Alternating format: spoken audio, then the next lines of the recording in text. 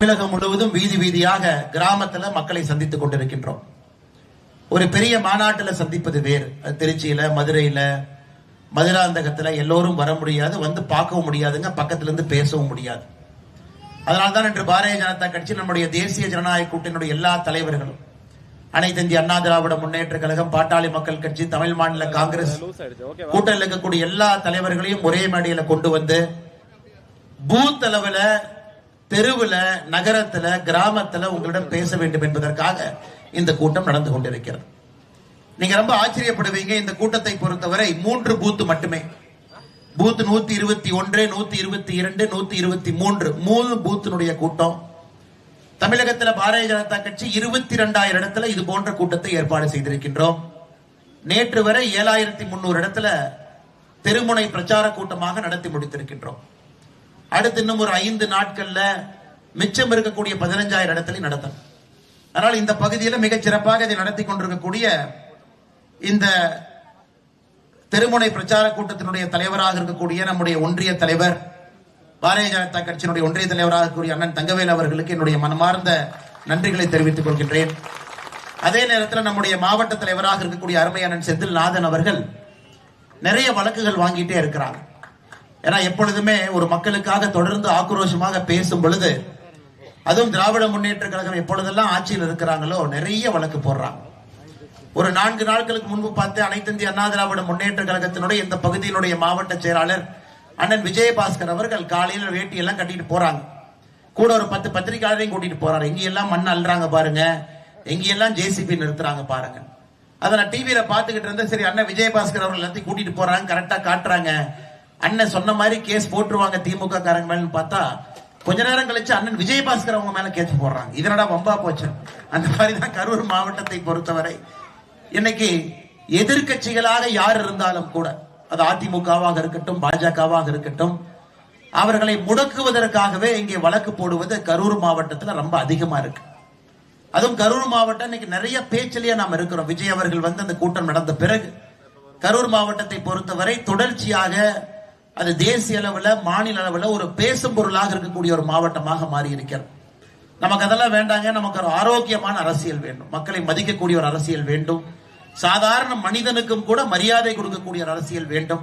அது 2026 இந்த சட்டமன்ற தேர்தலில் நிச்சயமாக கரூர் மாவட்டத்தில் 4 தொகுதியும் கூட, அரவக்குறிச்சியை பொறுத்தவரை அது நமக்கு என்ன கெட்ட நேரம் தெரியலைங்க. அரவக்குறிச்சியை பொறுத்தவரை ஒரு முறையும் கூட ஒரே ஒரு முறை தான் சட்டமன்ற உறுப்பினராக வருவாங்க. அதுக்கப்புறம் அடுத்த தேர்தல் நடக்கும் பொழுது இன்னொருத்தர் நிறுத்துவாங்க. யாருக்கும் கூட தொடர்ச்சியாக இந்த தொகுதியை முன்னேற்றணும், ஏழைகளுக்கு பாடுபடணும், தண்ணியை கொண்டு வரணும், விவசாய பூமியை மறுபடியும் வளமாக்க வேண்டும் என்கின்ற எண்ணம் யாருக்குமே இல்லாத காரணத்தினால் இது மாறி மாறி மாறி வந்து இன்னைக்கு பரமத்தி பிளாக் எடுத்துக்கிட்டீங்கன்னா, வறட்சி பகுதியில தமிழகத்துல முதல் 10 பிளாக்ல இருக்கக்கூடிய ஒரு பிளாக்காக பரமத்தி மாறி இருக்கிறது. விவசாயம் கூட எங்கேயும் தண்ணி கிடையாது. நிறைய மக்கள் இன்னைக்கு கூலி வேலைக்கு போறாங்க. இளைஞர்களுக்கு இங்கே வேலை வாய்ப்பு இல்லை. முருங்கைக்காய் நிறைய இருக்குது. ஆனா திராவிட முன்னேற்ற கழகம் தன்னுடைய தேர்தல் வாக்குறுதியில முருங்கைக்காய் தொழிற்சாலை கொண்டு வருவோம் என்று சொல்லி எதுவுமே இல்லாதனால வேலைக்கு வெளியே செல்ல வேண்டிய நிலைமை. அதனாலதான் சமீபத்தில் நடந்த தீவிர வாக்காளர் திருத்த பட்டியலை பார்க்கும் பொழுது கூட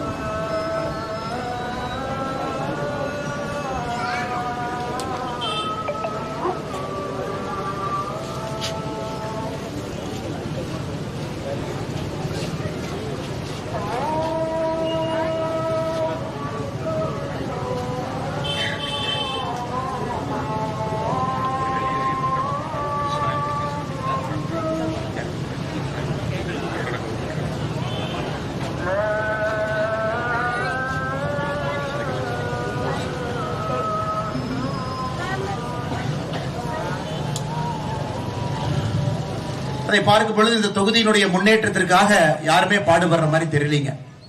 நிறைய கூட்டம் போடுறோம், நிறைய இடத்துல பேசுறோம். அரவக்குறிச்சியை பொறுத்தவரை அடுத்த கட்டம் செல்ல வேண்டும் என்று நினைக்கின்றோம். இந்த முறையும் கூட நிச்சயமாக நீங்கள் எல்லாம் ஒரு பெரிய மாற்றத்திற்காக எங்களோடு நிற்க வேண்டும் என்கின்ற அன்பான வேண்டுகோளையும் வைக்கின்றோம்.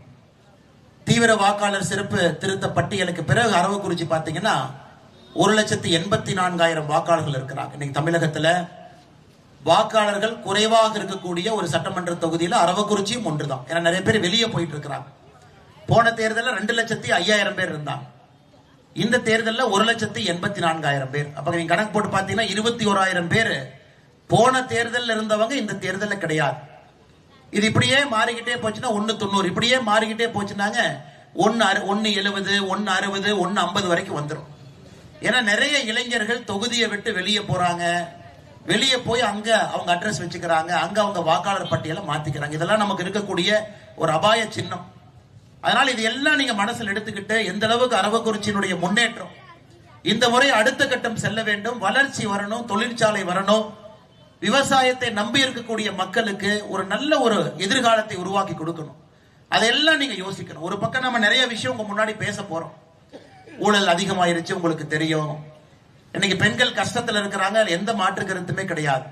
திராவிட முன்னேற்ற கழகம் ஆட்சிக்கு வரும் பொழுது என்ன சொன்னாங்கன்னு உங்களுக்கு தெரியும். ஒரு மாதமும் கூட நம்முடைய சகோதரிகளுக்கு 1000 ரூபாய் கொடுப்போம். உங்களுக்கு தெரியும், முதல் வருஷம் ஃபுல்லா கொடுக்கல, நம்ம கேட்டோம் 12 மாசம் ஏன் கொடுக்கல. 2வது வருஷமும் கொடுக்கல, 24 மாசம் ஏன் கொடுக்கல. 28 மாசம், அதாவது 2.5 ஆண்டுகள் கழித்து பாராளுமன்ற தேர்தலுக்கு முன்பு 80 லட்சம் மகளிருக்கு ஆரம்பிச்சாங்க. 80 லட்சம் மகளிருக்கு நாங்க 1000 ரூபாய் கொடுப்போம். சண்டை போட்டு இன்னைக்கு 1,30 லட்சம் தாய்மார்களுக்கு மாசம் 1000 ரூபாய் திராவிட முன்னேற்ற கழகத்தினுடைய அரசு கடந்த 32 மாசம் மட்டும் கொடுக்கிறாங்க. அப்படின்னா அந்த பணம் வாங்கக்கூடிய தாய்மார்களுக்கு வங்கி கணக்குக்கு வரக்கூடிய வரவு 32,000 ரூபாய் அவங்க வங்கி கணக்குக்கு வந்திருக்கு. நியாயப்படி 60,000 ரூபாய் வந்திருக்கணும். முதல் 28,000 வரல, வெறும் 32,000 வந்திருக்கு. அதன் பிறகு பொங்கல் 5 ஆண்டு. தமிழர்களை பொறுத்தவரை எல்லா வருஷமே பொங்கல் வரும். ஆனா திமுகவை பொறுத்தவரை தேர்தல் வரும் பொழுது மட்டும்தான் பொங்கல் ஞாபகத்துக்கு வரும். 2024 பாராளுமன்ற தேர்தல் அன்னைக்கு பொங்கல் ஞாபகத்துக்கு வந்துச்சு. 2026 சட்டமன்ற தேர்தல் மறுபடியும் பொங்கல் ஞாபகத்துக்கு வந்திருக்கு. இந்த 2 பொங்கல், இந்த முறை பொங்கலுக்கு ஒரு 3000, ஆட்சி வந்த உடனே 1000, 2024 பாராளுமன்ற தேர்தல் பொங்கல் 1000. இந்த 5 வருஷத்துல 2 பொங்கலுக்கு பணம் கொடுக்கல. பொங்கலுக்காக அவர்கள் கொடுத்தது 5000. இன்னைக்கு புதுசா ஒண்ணு ஆரம்பிச்சிருக்கிறாங்க. கோடை காலம் வரப்போகுது, வெயில் அதிகமா வரப்போகுது, அதனால 2000. தேர்தல் அப்ப மட்டும்தான் வெயில் காலம் வரும் உங்களுக்கு, தேர்தலுக்கு முன்பு வெயில் காலம் வராது. இதையெல்லாம் கூட்டி கழிச்சு பாத்தீங்கன்னா 32,000 ரூபாய் நம்முடைய மகளிருக்கு வந்த உதவித்தொகை, 3000 ரூபாய் இந்த பொங்கலுக்கு, 2000 ரூபாய் கோடை கால சிறப்பு சலுகை, மொத்தமா 5000 ரூபாய், 37,000 ரூபாய் உங்க வங்கி கணக்கு வந்திருக்கு. ஆனா அவங்க எல்லாத்துக்குமே ரேஷன் அட்டை இருக்கு. தமிழ்நாட்டில் 2.25 கோடி ரேஷன் அட்டை இருக்குதுங்க. திராவிட முன்னேற்ற கழகம் ஆட்சிக்கு வந்த பொழுது மொத்த கடன் கேட்டீங்கன்னா 4,52,000 கோடி.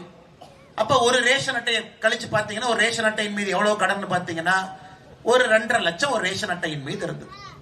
இன்னைக்கு தமிழகத்தினுடைய கடன் 10 லட்சம் கோடியை தாண்டி இருக்கு. 10,62,000 கோடி. ஒரு ரேஷன் அட்டையின் மீது 4,82,000. உங்களுக்கு கொடுத்தது 37,000. ஆனா ஒரு ரேஷன் அட்டையின் மீது ஏற்றப்பட்ட கடன் 2,60,000. 5 வருஷத்துல போனஸ். சும்மா இருந்த நம்மளைய கூப்பிட்டு நடுத்தரவுல இறக்கி விட்டுட்டு ஒரு தமிழன் மீதும் கடனை வாங்கி வாங்கி இன்னைக்கு ஒரு ரேஷன் அட்டையின் மீது இந்த 5 ஆண்டுகள்ல வாங்கி இருக்கக்கூடிய கடன் மட்டுமே 2,60,000. நீங்க நியாயமா பாருங்க. இதற்கு முன்பு தமிழகத்தில் எத்தனையோ முதலமைச்சர்கள் இருந்திருக்கிறாங்க. கர்ம வீரர் காமராஜர் ஐயா, புரட்சி தலைவர் டாக்டர் எம்ஜிஆர் ஐயா, நம்முடைய அம்மா ஜெயலலிதா அவர்கள். இன்னைக்கு அவர்களுடைய பிறந்த நாளும் கூட, நம்முடைய புரட்சி தலைவர் அம்மாவுடைய பிறந்த நாளும் கூட இன்னைக்கு பிப்ரவரி 24ஆம் தேதி. எங்கேயுமே ஒரே ஒரு தலைவரை பார்ப்பீங்க, ஒரு முதலமைச்சரை பார்ப்பீங்க. ஆனா திராவிட முன்னேற்ற கழகத்தை பொறுத்த வரைக்கும் பாருங்க, அப்பா முதலமைச்சர் இங்க சுத்திட்டு இருக்கிறார், பையன் துணை முதலமைச்சர் ஒரு பக்கம் சுத்துறார். இன்னைக்கு துர்காமாவை பொறுத்தவரை தேர்தல் பக்கத்துல வரனால சாமி கண்ணுக்கு தெரியுவாங்க, அவங்க கோயிலா சுத்துறாங்க கும்பாபிஷேகமா. 3வது முதலமைச்சருடைய மருமகன் சபரீஷன், அவர் ஒரு கம்பெனியை வச்சுக்கிட்டு அவரு சுத்திக்கிட்டு இருக்கிறார். எப்படி இந்த தமிழ்நாடு விளங்குன்னு நீங்க சொல்லுங்க. ஒரே ஒரு குடும்பத்துல 4 பேருக்காக ஆட்சி நடந்து கொண்டிருக்கிறது. முதலமைச்சர், அவருடைய மகன், முதலமைச்சருடைய துணைவியார் துர்காம்மா, அதன் பிறகு முதலமைச்சருடைய மருமகன், 4 பேர் தான் எல்லா பக்கம் சுத்துறாங்க. இதை தாண்டி 5வதுனா முதலமைச்சருடைய தங்கச்சி அக்கா கனிமொழி அவர்கள் அவங்களும் சுத்திக்கிட்டு இருக்கிறாங்க. இதைத்தான் நாம் குடும்ப ஆட்சி குடும்ப ஆட்சி குடும்ப ஆட்சி என்று சொல்லுகின்றோம். ஒரே குடும்பம் மொத்தமா தமிழகத்தை கைப்பற்றி வைத்திருக்கின்றார். நீங்க முதலமைச்சர் அலுவலகத்துக்கு போனா அவங்கதான், இளைஞர் அணிக்கு போனா அவங்கதான், மகளிர் அணிக்கு போனீங்கன்னா அவங்கதான். எங்கே சென்றாலும் கூட ஒரு குடும்பம் மட்டும்தான் 4.5 ஆண்டுகளாக தமிழகத்தில் எல்லா இடத்திலும் இருக்கிறாங்க. அதைத்தான் நம்முடைய தலைவர்கள் சொல்றாங்க, குடும்ப ஆட்சி அகற்ற வேண்டும். ஒரு உண்மையான ஜனநாயகம் பார்த்தீங்கன்னா சுப்பிரமணியா இருந்தாலும் அதே மரியாதை இருக்கணும், குப்புசாமி அவர்களாகவும் அதே மரியாதை இருக்கணும், மேடையில் இருக்கக்கூடிய தலைவராக இருந்தாலும் அதே மரியாதை இருக்கணும். ஆனா ஒரே ஒரு குடும்பத்தில் 4-5 பேர் இருந்து கொண்டு கட்சியும் சரி ஜனநாயகத்தையும் சரி ஆட்சியும் சரி கைப்பற்றி வைத்திருக்கின்றார்கள். இதை தமிழகத்தில் இருக்கக்கூடிய நாம் எல்லோரும் நல்லா யோசிக்கணும். பேரறிஞர் அண்ணா அவர்கள் 1967 தமிழகத்தினுடைய முதலமைச்சராக வந்தாங்க. அண்ணாவுடைய குடும்பம் எங்கேயாவது திராவிட முன்னேற்ற கழகத்துக்குள்ள வந்தாங்களான்னு கேட்டீங்கன்னா கண்டிப்பா கிடையாது. புரட்சி தலைவி எம்ஜிஆர் அவர்களுக்கு பிறகு யார் கட்சியினுடைய பொதுச் செயலராக இருக்காங்கன்னா, சேலம் பக்கத்துல ஒரு சாதாரண கிராமத்தில் விவசாயியாக பிறந்த எடப்பாடி பழனிசாமி அவர்கள் அதே கட்சியினுடைய பொதுச் செயலராக இருக்கிறார். புரட்சி தலைவி அம்மா அவர்களுக்கு பிறகு அம்மாவுடைய குடும்பத்திலிருந்து யாரா வந்திருக்கான்னு கேட்டீங்கன்னா அதுவும் கிடையாது. அதனாலதான் பாரதிய ஜனதா கட்சியும் அனைத்து இந்திய அண்ணா திராவிட முன்னேற்ற கழகமா இருக்கட்டும் ஒரு சாதாரண தொண்டர்கள் இருக்கக்கூடிய கட்சியாக இது மாறி இருக்குது. ஒரு ஜனநாயகத்துல சாதாரண மனிதன் உள்ளே வரும் பொழுது மட்டும்தான் மேல வரைக்கும் வர முடியும். அதனால அன்பு சொந்தம் சொந்தங்களே இன்னைக்கு தமிழகத்துல இந்த தேர்தல்ல குடும்ப ஆட்சி ஒழிப்பதற்கு ஒரு வாய்ப்பு. ஏன்னா ஜனநாயக முறைப்படி தலைவர்கள் வந்தால் மட்டும்தான் காது கொடுத்து கேட்பாங்க. இன்னைக்கு பாருங்க, நான் சொன்னேன் முருங்கைக்காய் பத்தி ஒரு திட்டத்தை சொன்னாங்க, செய்யவே இல்லை. இன்னைக்கு நம்முடைய மாவட்ட தலைவர் சொல்றாங்க, ஆனா நேத்து தான் அப்படியே கிருஷ்ணராயபுரம் பக்கம் வந்து ஒரு கவர்மெண்ட் பில்டிங்கை வாடகைக்கு எடுத்து ஒப்புக்கு சப்பானியாக ஒரு முருங்கைக்காய் தொழிற்சாலையை வந்து அவங்க தொடங்கி வைத்து போயிட்டு இருக்கின்றாங்க. எலெக்ஷனுக்கு எத்தனை நாள் இருக்குதுங்க? 50 நாள் இருக்குது. இது எப்ப ஆரம்பிச்சிருக்குதுங்க? 5 வருஷத்துக்கு முன்னாடி அந்த தொழிற்சாலை ஆரம்பித்து அதுல உற்பத்தியை பெருக்கி அதன் மூலமா விவசாயிகளுடைய முருங்கைக்காயினுடைய விலை ஏறி இந்த பகுதி முழுவதும் முருங்கைக்காய் மரத்தை பயிரிட்டு அதன் மூலமாக வருமானத்தை பெருக்கி இருக்கணும். எப்ப செய்யறாங்க? தேர்தலுக்கு 50 நாளுக்கு முன்பு இங்க கிருஷ்ணாயபுரத்துல ஒரு அரசாங்க கட்டிடத்தை வாடகைக்கு எடுத்து ஒப்புக்கு சப்பானியை அதை ஆரம்பித்திருக்கின்றார்கள். இதுதாங்க தப்பு. இதான் நம்ம தப்புங்கிறோம். 511 தேர்தல் வாக்குறுதி கொடுத்திருக்கிறார். 4.5 ஆண்டுகள் நம்முடைய முதலமைச்சர் கேட்டீங்கன்னா சொல்லவே மாட்டார். ஆனா எத்தனை தேர்தல் வாக்குறுதி நிறைவேற்றிருக்கிறீங்க? ஒரு வெள்ளை அறிக்கை கொடுங்க. தேர்தல் வாக்குறுதி 1 எப்ப நிறைவேற்றினீங்க? 2. ஒரு படத்துல நம்முடைய வடிவேல் அண்ணன் சொல்லுவார், இன்னைக்கு செவ்வாய்க்கிழமை நான் சண்டை போட மாட்டேன். சரி, புதன்கிழமை சண்டை போடலாம், புதன்கிழமையும் போட மாட்டேன். எப்பனே சண்டை போட்டீங்கன்னா 7 நாள் போட மாட்டேன் பாரு. அது மாதிரி நம்முடைய முதலமைச்சர் அவர்கள் 5 வருஷமா ஒரு நாள் கூட தேர்தல் வாக்குறுதிய 511 தேர்தல் வாக்குறுதி எப்ப நிறைவேற்றணும், எந்த தேதியில் நிறைவேற்றணும் என்று சொல்லவில்லை. அதனாலதான் நீங்க எந்த இதுக்கும் ஏமாந்துடக்கூடாதுங்கம்மா, ரொம்ப முக்கியம். இந்த தேர்தலை பொறுத்தவரை மோடி அவர்கள் தமிழகத்தின் மீது தனி கவனத்தோடு வருகின்றார். தமிழகத்தை முன்னேற்ற வேண்டும் என்று நினைக்கின்றார். நீங்க யோசிச்சு பாருங்க, பீகார் நிதிஷ்குமார் அவர்களோடு நம்ம ஆட்சியில் இருக்கிறோம். பீகார் முன்னேறி கொண்டிருக்கிறது. இன்னைக்கு 5வது முறையாக நிதிஷ்குமார் அவர்கள் அங்க ஆட்சியில் இருக்கிறார். சந்திரபாபு நாயுடு அவர்கள் கூட்டணிக்கு வந்த பிறகு ஆந்திராவுடைய வளர்ச்சியை பாருங்க, அதுவும் வேற கட்டம் போகுது. தமிழகத்தை பொறுத்தவரை நம்முடைய முதலமைச்சர் சண்டை போடுவதற்காகவே இங்க ஆட்சி நடத்துறார். எப்படியாவது மத்திய அரசை வம்புக்கு இழுக்கலாமா, மத்திய அரசின் மீது ஒரு தவறான ஒரு அவப்பெயரை ஏற்படுத்தலாமா. ஆனால் இந்த முறை அமையக்கூடிய நம்முடைய எடப்பாடி பழனிசாமி அண்ணன் தலைமையிலான தேசிய ஜனநாயக கூட்டணியுடைய ஆட்சி ஏப்ரல் மாதத்தில் வரும் பொழுது மத்திய அரசோடு இணக்கமாக இருக்கும் பொழுது நம்முடைய வேகம் என்பது இன்னும் வீரியமாக இருக்கும். அதை நம்ம நல்லா புரிஞ்சுக்கணுங்க. முதலாக ஒரு ஆட்சி மத்திய அரசோடு இணக்கமாக தமிழகத்தில் இருக்க போது மத்திய அரசினுடைய முழு பலத்தையும் பயன்படுத்தி தமிழக மக்களுடைய வளர்ச்சிக்காக இந்த ஆட்சி பாடுபட போகுது. அதனால்தான் நம்முடைய எதிர்க்கட்சி தலைவர் அண்ணன் எடப்பாடி பழனிசாமி அவர்கள் இன்னைக்கு 184 சட்டமன்ற தொகுதி அவரும் மக்களை சந்திச்சுக்கிட்டே அப்படியே வர்றாங்க. எல்லா பக்கம் போயிட்டு வந்துட்டாங்க. அவருக்கு முன்ன கிட்டத்தட்ட 50 தொகுதி பாக்கி இருக்கு. பாரதிய ஜனதா கட்சியினுடைய மாநில தலைவர் நயினார் நாகேந்திரன் அவர்கள் அவரும் மாநிலம் முழுசு ஒரு சுற்றுப்பயணத்தை முடிச்சுட்டு வந்துட்டாங்க. அடுத்த கட்டமாக நாம தெருமுனை பிரச்சார கூட்டம் உங்களை நேரடியா உங்க வீட்டு பக்கத்திலே வந்து சந்திக்கிறோம். இந்த 3 பூத் எதுக்கு இருக்குனாங்க, நீங்க வீட்டுல இருந்து ஒரு 100 மீட்டருக்குள்ள வரணும், இல்ல மிஞ்சி போனா 1/2 கிலோமீட்டருக்குள்ள இந்த கூட்டத்துக்கு வரணும். உங்களை கரூருக்கு வாங்க, திருச்சிக்கு வாங்கன்னு சொல்லக்கூடாது என்பதற்காகத்தான் நம்முடைய தலைவர்கள் இந்த தெருமுனை பிரச்சார கூட்டத்தை போட்டு இங்கே உங்களிடம் பேசிக் கொண்டிருக்கின்றோம். காரணம், தமிழகத்தை பொறுத்தவரை குடும்ப ஆட்சியை ஒழிக்கணும். நம்ம எல்லோரும் ஒரே நேர்கோட்டு பாதையில் இருக்கணும். அதே போல இந்த தேர்தலை பொறுத்தவரை இவங்க வர்றாங்க, அவங்க வர்றாங்க, நிறைய பேர் இருக்கிறாங்க. ஒரு 2020 வேர்ல்டு கப் கிரிக்கெட் மேட்ச் நடக்குதுங்க. கனடாவும் ஆடுறாங்க, எல்லாரும் ஆடுறாங்க. ஆனா யார் ஜெயிக்க போறாங்க நம்ம எல்லாருக்குமே தெரியும். அதனால நிறைய கட்சிகள் இருந்தாலும் நிறைய பேர் நான் இதை பண்றேன் அதை பண்றேன்னு சொன்னா கூடங்க அந்த கட்சிக்கு அடிப்படையில் ஒரு தலைவன் இருக்கணும். நாளைக்கு எடப்பாடி பழனிசாமி அவர்கள் முதலமைச்சராக இருந்தாலும் கூட, சென்னையில் இருந்தாலும் கூட, நீங்க யார் அதிகமா நம்புவீங்கன்னா உள்ளூர்ல இருக்கக்கூடிய அந்த கட்சியினுடைய தலைவர்கள் யாருன்னு பாப்பீங்க. இன்னைக்கு அனைத்து இந்திய அண்ணா திராவிட முன்னேற்ற கழகத்தை பொறுத்தவரை நம்முடைய ஒன்றிய செயலாளர் அண்ணன் சேகர் அவங்க இங்க இருக்கிறாங்க. உங்களுக்கு ஒரு பிரச்சனையா, அவர் வீட்டுக்கு போய் அண்ணன் எடப்பாடி என்ன முதலமைச்சராக கூட்டிட்டு போங்கன்னு ஒரு பிரச்சனை பார்க்கலாமா? அடிப்படையிலே ஒரு கட்சிக்கு ஒரு தலைவர்கள் இருக்கணும். அந்த கட்சி ஆட்சிக்கு வரும் பொழுது உங்களுடைய குரலை அவர்கள் செவிசாய்த்து கேட்பார்கள். அதே போல வி.கே. துரைசாமி அவர்கள் மூத்த நம்முடைய தலைவர் அவர்கள் இதற்கு முன்பு ஒன்றிய செயலராக 12 காலம் பாடுபட்ட அண்ணன் அவர்கள் மேடையின் மீது இருக்கின்றார்கள். அதே போல அண்ணன் ரவி அவர்கள் மேடையின் மீது இருக்கின்றார்கள். அதே போல நம்முடைய அருமை அக்கா சாந்தி அவர்கள் இருக்கிறாங்க. இவங்க அனைத்து இந்திய அண்ணா திராவிட முன்னேற்ற கழகம் கட்சியினுடைய இந்த பகுதியினுடைய தலைவர்கள். பிரச்சனைனா போய் பார்க்கலாம். அதே போல பாரதிய ஜனதா கட்சியை பொறுத்தவரை ஏற்கனவே சொன்னது போல தங்கவேல் அண்ணன், நம்முடைய மாவட்ட தலைவர் அண்ணன் செந்தில்நாதன் அவர்கள், துணைத் தலைவர் சக்தி முருகன் அவர்கள், நம்முடைய திருநிலை பகுதியில மக்களுடைய அன்பை எல்லாம் பெற்றிருக்கக்கூடிய நீண்ட நெடுங்காலமாக மருத்துவராக இருக்கக்கூடிய டாக்டர் ரவிச்சந்திரன் அவர்கள் மேடையின் மீது இருக்கின்றார். அவர் இங்க வந்திருக்கிறார் பாருங்க. அதே போல இதற்கு முன்பு நம்முடைய இந்த தொகுதியினுடைய புரட்சி தலைவர் ஐயாவுடைய காலத்துல சட்டமன்ற உறுப்பினராக இருந்து நம்ம எல்லாம் வழிநடத்தி கொண்டிருக்கக்கூடிய ஐயா கந்தசாமி அவர்கள், முன்னாள் சட்டமன்ற உறுப்பினர்கள், ரொம்ப அமைதியா உட்கார்ந்து எம்ஜிஆர் ஐயா கிட்ட நேரடியாக சட்டமன்ற உறுப்பினராக இருந்தவர். ஒரு பிரச்சனையா இவங்களை போய் பார்க்கலாம். அதனாலதான் இந்த தேர்தலில் நீங்க பிங்கி பாங்கி எல்லாம் போடவே வேண்டாங்க. இவங்களுக்கு போடலாமா அவங்களுக்கு போடலாமா, நமக்கு திராவிட முன்னேற்ற கழகம் வேண்டாம் என்று முடிவு செய்து விட்டால் அடிப்படையில் உங்களுடைய பேச்சை கேட்கக்கூடிய தலைவர்கள் இருக்கக்கூடிய கூட்டணி தேசிய ஜனநாயக கூட்டணி. அதனால இந்த முறை நீங்க வாக்கு சிந்தாம சிதறாம நம்முடைய தேசிய ஜனநாயக கூட்டணிக்கு நீங்கள் வாக்களிக்கணும். ரெட்டலை நிக்குதா, அங்க ரெட்டலைக்கு நீங்க போடணும். தாமரை நிக்குதா, தாமரைக்கு ஒரு வாய்ப்பு கொடுக்கணும். காரணம் மத்திய அரசினுடைய பலம், பாரத பிரதமர் நரேந்திர மோடி அவர்களுடைய தனி கவனம் தமிழகத்தின் மீது. அதே போல 5 ஆண்டு காலம் எதிர்கட்சி தலைவராக இதற்கு முன்பு 2017 21 வரை தமிழகத்தினுடைய முதலமைச்சராக இருந்த அண்ணன் எடப்பாடி பழனிசாமி அவர்கள் மறுபடியும் முதலமைச்சராக ஒரு 5 ஆண்டு காலம் அவருக்கு ஒரு வாய்ப்பு. அதனாலதான் திரும்ப நான் உங்கள்கிட்ட சொல்றேங்கம்மா, நாம எதுக்கும் ஏமாந்துடக்கூடாது. இப்ப இந்த தேர்தல் நேரத்தில் எல்லாமே வருவாங்க. இன்னைக்கு மதுரை எய்ம்ஸ் நம்ம கட்டவே இல்லை அப்படின்னு மரியாதைக்குரிய உதயநிதி ஸ்டாலின் அவர்கள் ஒரு செங்கலை தூக்கிட்டு வருவாங்க. இன்னைக்கு மதுரை எய்ம்ஸ்ல 3 கோடி செங்கலை வைத்து எய்ம்ஸை கட்டி கொண்டிருக்கின்றோம். 3 கோடி செங்கலை வச்சு பிரதமர் அவர்கள் மார்ச் 1ஆம் தேதி அதே மதுரைக்கு வர்றாங்க. 2026 முடியும் பொழுது மதுரை எய்ம்ஸ் மக்களுடைய பயன்பாட்டுக்கு வந்திருக்கும். அது குறிப்பாக அரவக்குறிச்சி மக்களுக்கு அதனுடைய அருமை புரியும்.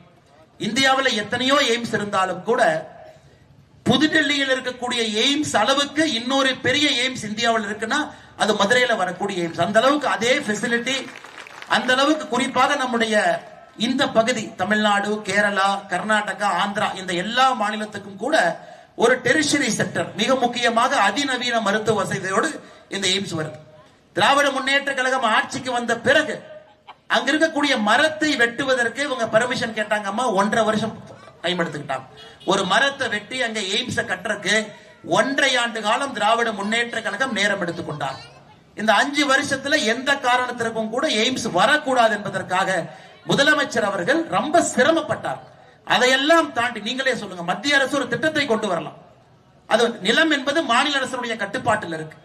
மாநில அரசு கட்டுப்பாட்டில் இருக்கக்கூடிய ஒரு பகுதியில ஒரு எய்ம்ஸை கட்டுறதுக்கு இத்தனை காலம் போராடி அந்த எய்ம்ஸை கட்டி முடித்து கிட்டத்தட்ட எல்லா வேலையும் ஆகி இந்த ஆண்டு முடிவதற்குள்ள திறப்பு விழா நடத்தப்பட இருக்கிறது. ஆனா முதலமைச்சர் அவர்கள் வரும்பொழுதெல்லாம் மத்திய அரசு எய்ம்ஸ் கட்டல. சரி, நாங்க தான் கட்டல, நீங்க ஒரு எய்ம்ஸ் மாதிரி ஒண்ணு கட்டலாமே, நீங்க கட்டலாமே. சரி, மத்திய அரசு தான் கட்ட தாமதம் ஆயிருச்சு, நீங்க கட்டலாமே. கரூர்ல ஒரு நல்ல அதிநவீன மருத்துவ வசதியோடு இங்க பிரைமரி ஹெல்த் சென்டர், ஆரம்ப சுகாதார நிலையம் சின்னத்தரவத்தை கட்டலாமே. எத்தனை ஆரம்ப சுகாதார நிலையம் தரமாக இருக்கிறது. நீங்களும் செய்ய மாட்டீங்க, செய்யணும் நினைக்கிறவங்களையும் விட மாட்டீங்க. அதுலயும் அரசியல் செய்ய வேண்டும் என்று முதலமைச்சர் அவர்கள் கங்கணம் கட்டி கொண்டிருக்கின்றார். அதனாலதான் இந்த பொய்யெல்லாம் அவங்க சொல்லுவாங்க, அடுத்து வருவாங்க. எய்ம்ஸ் கட்டுவதற்கு தாமதம் ஆயிருச்சு, தமிழ்நாட்டின் மீது ஓர வஞ்சனை, இந்திய திணிக்கிறாங்க, இதை திணிக்கிறாங்க, அதை திணிக்கிறாங்க. ஒரு இந்திய திணிக்கிற கட்சியில இங்கிருந்து ஒரு 6 கிலோமீட்டர் தொலைவில் ஒரு குடியானவனுக்கு மகனாக பிறந்த நான் எப்படி இந்த கட்சியினுடைய மாநில தலைவராக இருந்திருக்க முடியும்? நீங்க சொல்லுங்க. எந்த பேக்ரவுண்டுமே இல்லாம இந்த கட்சியில இந்தி தெரியாத ஒருவன் எப்படி இந்த கட்சியினுடைய மாநில தலைவராக நான் பொறுப்பாட்டி இருக்க முடியும்?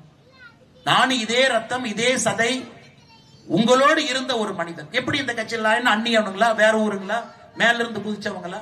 அப்ப பாரதிய ஜனதா கட்சியை பொறுத்தவரை அது ஏதோ ஒரு கட்சி, தமிழகத்திற்கு ஆகாத ஒரு கட்சி, வெளியே இருந்து வந்த ஒரு கட்சி.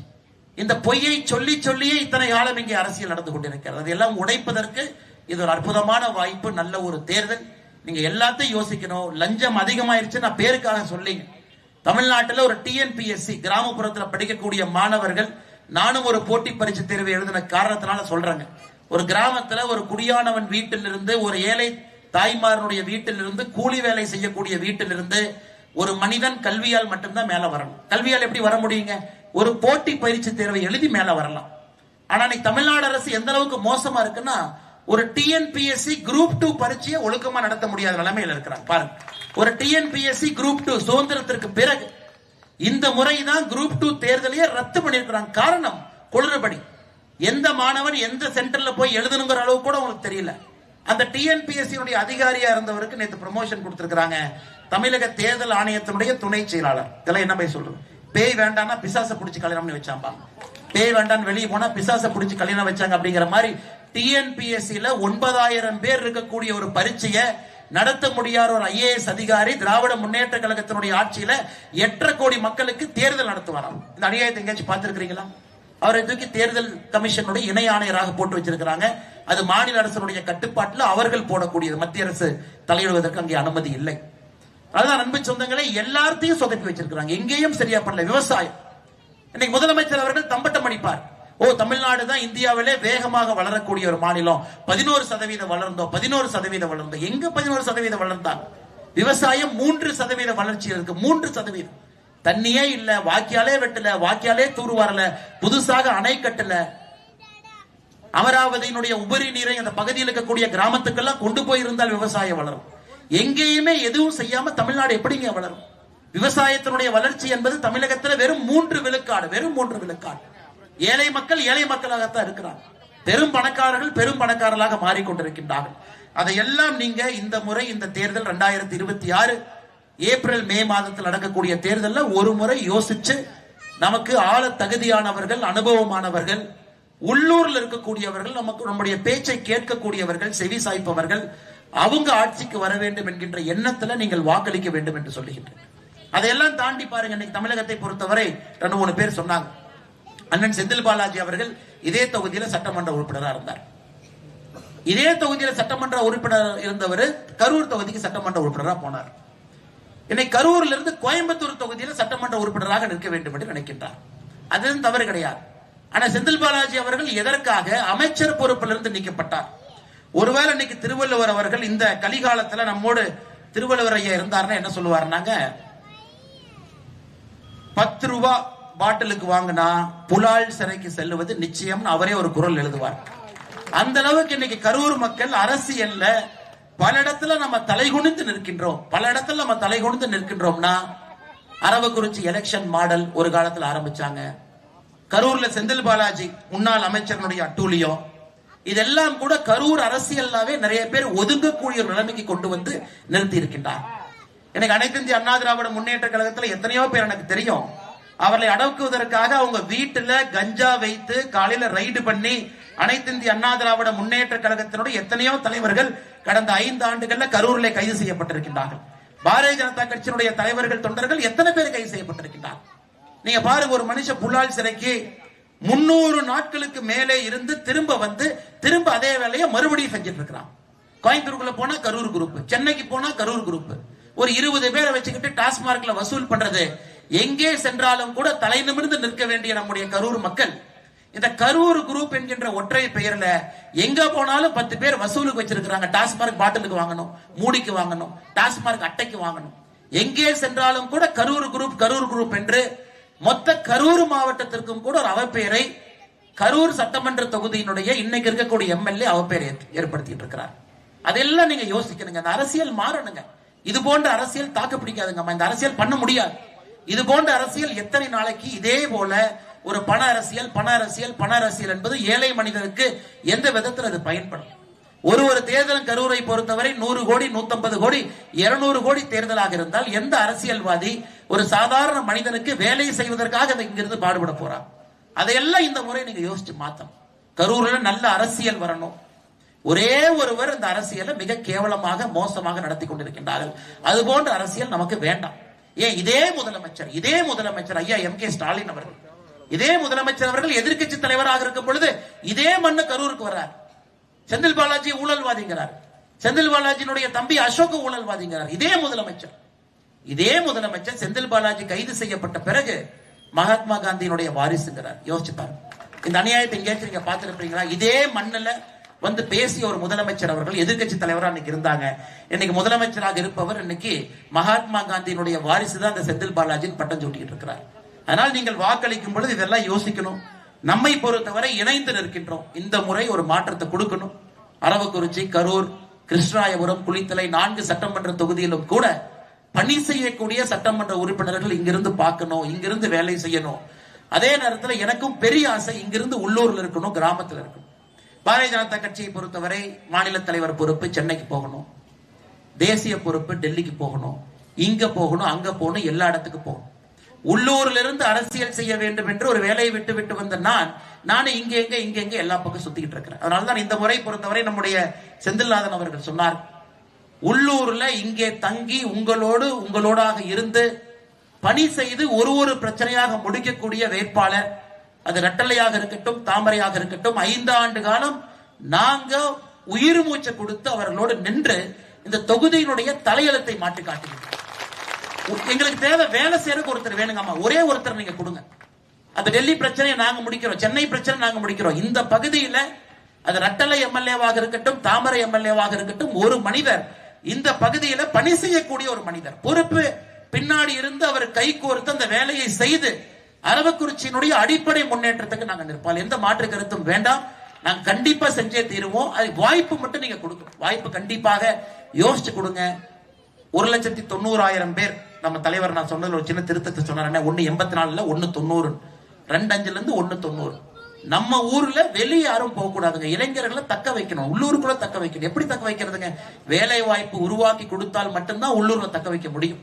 அதனால் நிச்சயமாக இந்த முறை நீங்க தேசிய ஜனநாயக கூட்டணிக்கு நீங்கள் வாக்களித்து அண்ணன் எடப்பாடி பழனிசாமி அவர்களை முதலமைச்சராக அவர் ஆக்கி 234 தொகுதியிலும் கூட ஒரு பெரிய மாற்றத்திற்கு நீங்கள் அடிபோடணும். மிக பொறுமையாக இந்த தெருமுனை பிரச்சார கூட்டத்திற்கு 3 பூத் அளவில் ஏற்பாடு செய்யப்பட்ட சின்ன கூட்டம் என்று சொன்னால் பெரிய மனதோடு நாங்க வரணும். எங்களுக்கு மாநாடு தேவையில்லை. உள்ளூர் பிரச்சனையை எங்க வீட்டு பக்கத்துல வந்து கேட்கணும். பெரிய ஒரு ஆரவாரத்தோடு வந்திருக்கக்கூடிய எல்லா நம்முடைய அன்பு சகோதரருடைய பாதத்தை தொட்டு வணங்கி நன்றியை தெரிவித்துக் கொண்டு, அதே நேரத்தில் புரட்சி தலைவி அம்மா அவர்களுடைய பிறந்த நாள், அற்புதமான ஒரு தலைவி. அவங்க இருந்த பொழுது சட்டம் ஒழுங்கு எப்படி இருந்ததுன்னு பாருங்க. எப்படி இருந்தது அவருடைய காலத்துல சட்டம் ஒழுங்கை பொறுத்தவரை எப்படி நம்முடைய புரட்சி தலைவி வைத்திருந்தார்கள். அதே போன்ற ஒரு வாய்ப்பு அடுத்து வரக்கூடிய ஆட்சிக்கு நீங்க கொடுங்க. சட்டம் ஒழுங்கு அதெல்லாம் பாதாளத்தில் இருக்கு. அதை பத்தி நான் பேசவே விரும்பலைங்க. அந்த அளவுக்கு மோசமா இருக்கு. தமிழகத்தில் இதுவரை நடைபெறாத குற்றங்கள் எல்லாம் அந்த 5 ஆண்டுகள் நடந்திருக்குது. காது கேட்க முடியாத, பேச முடியாத குற்றங்கள் எல்லாம் நாம் பார்க்கின்றோம். அதற்கெல்லாம் ஒரு முற்றுப்புள்ளி வைப்பதற்கு இந்த தேர்தலை பயன்படுத்துவோம். அதே நேரத்தில் மேடையின் மீது இருக்கக்கூடிய எல்லா அன்பு தலைவர்களுக்கும் என்னுடைய நெஞ்சார்ந்த வாழ்த்துக்களை தெரிவித்துக் கொள்கின்றேன். நான் பெயர் ஆரம்பத்தில் குறிப்பிடாத அன்பு தலைவர்கள் இருக்கிறாங்க. கே மகுடபதி அண்ணன், ஐயா கு வடிவேல் அவர்கள், சாமிமுத்து அவர்கள், அக்கா புனிதா அவர்கள், அனைத்து இந்திய அண்ணா திராவிட முன்னேற்ற கழகத்திலிருந்து ரவிச்சந்திரன் அவர்கள், நம்முடைய கிளை தலைவர் ஆற்றல் மிகுந்த ராஜேந்திரன் அவர்கள், சக்தி கேந்திரத்தினுடைய பொறுப்பாளர் மிகச் சிறப்பாக இந்த கூட்டத்தை நடத்தி கொண்டிருக்கூடிய ஈஸ்வரமூர்த்தி அவர்கள், மாவட்ட விவசாய அணியினுடைய தலைவர் அருமை சகோதரர் கார்த்தி அவர்கள், அருமை சகோதரர் பிரபு அவர்கள். இதற்கு முன்பு இதே தொகுதியில் நம்முடைய சட்டமன்ற வேட்பாளராக போட்டியிட்ட அருமை சகோதரர் பிரபு அவங்க இருக்கிறாங்க. பழனியிலிருந்து திண்டுக்கல் மாவட்டத்தினுடைய முன்னாள் மாவட்ட தலைவராக இருக்கக்கூடிய அண்ணன் பழனி கனகராஜ் அவர்கள் சிறப்பு விருந்தினராக இந்த மாவட்டத்துக்கு வந்திருக்கிறாங்க, நிகழ்ச்சிக்கு வந்திருக்கிறாங்க. அவர்களுக்கும் அனைத்து இந்திய அண்ணா திராவிட முன்னேற்ற கழகத்தினுடைய தொண்டர்கள் வந்திருக்கிறீங்க, பாரதிய ஜனதா கட்சியினுடைய தொண்டர்கள், எல்லா கூட்டணி கட்சியினுடைய அன்பு தொண்டர்கள், மிக முக்கியமாக தாய்மார்கள் பொறுமையா வீட்டுக்கு போகாம வேலை இருந்தாலும் கூட ஒத்தி வைத்து விட்டு அமர்ந்திருக்கின்றீர்கள். உங்களுக்கும் நன்றி தெரிவித்து என்னுடைய உரையை முடித்துக் கொள்கின்றேன். நன்றி, வணக்கம். பாரத் மாதா கி.